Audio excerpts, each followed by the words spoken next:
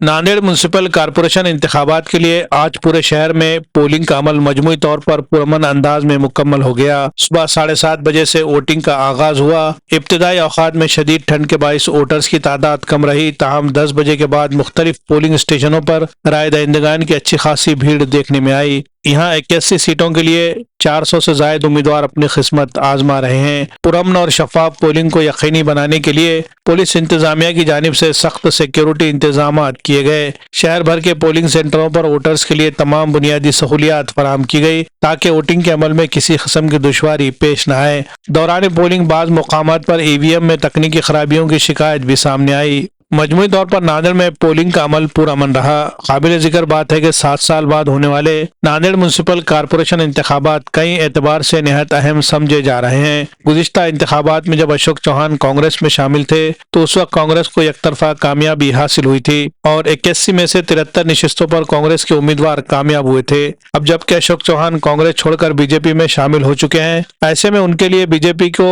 वही मुकाम दिलाना एक बड़ा चैलेंज बन गया है। बीजेपी में शमूलियत के बाद 2 अहम इंतखाबात पार्लिमानी और असेंबली हो चुके हैं। पार्लिमानी इंतखाबात में बीजेपी को शिकस्त का सामना करना पड़ा, जबकि असेंबली इंतखाबात में बीजेपी और उसके इत्तेहादी जमातों को एक तरफा कामयाबी हासिल हुई। ऐसे में नांदेड़ म्यूनसिपल कॉरपोरेशन इंतखाबात को अहम सियासी इम्तिहान के तौर पर देखा जा रहा है। अगर बीजेपी सबसे बड़ी पार्टी बनकर उभरती है तो अशोक चौहान इस आजमाइश में कामयाब तस्वुर किए जाएंगे। बसूरत दिगर इसे इनके सियासी जवाल से ताबीर किया जा सकता है। वहीं दूसरी तरफ कांग्रेस के लिए अपनी सियासी जमीन बचाना भी एक बड़ा चैलेंज बन गया है। कांग्रेस के पास रुकने पार्लियामेंट रविंद्र चौहान की शक्ल में एक मजबूत चेहरा मौजूद है और इस बार कांग्रेस ने तन्हा मैदान में उतरने के बजाय वंचित बहुजन अघाड़ी के साथ इत्तेहाद किया है, जिसका फायदा मिलने की भी उम्मीद जाहिर की जा रही है।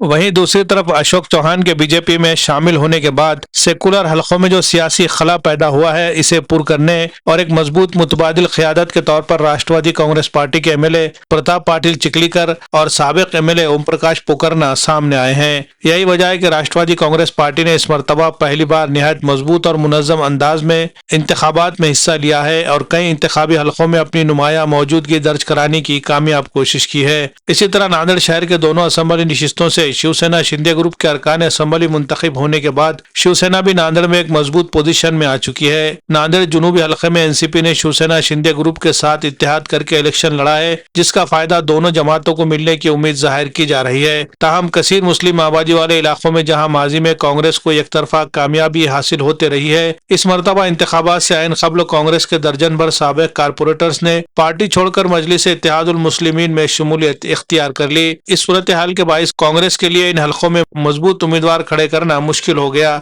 जिसका बराह रास्त फायदा इमाम को मिलता हुआ दिखाई दे रहा है। मजमूई तौर पर देखा जाए तो नांदेड़ म्यूनसिपल कॉरपोरेशन के इंतखाबात न सिर्फ शहर की सियासत बल्कि रियासती सियासी मंजरनामे के लिए भी गैर मामूली अहमियत इख्तियार कर गए हैं। Bureau report, MCN Urdu news.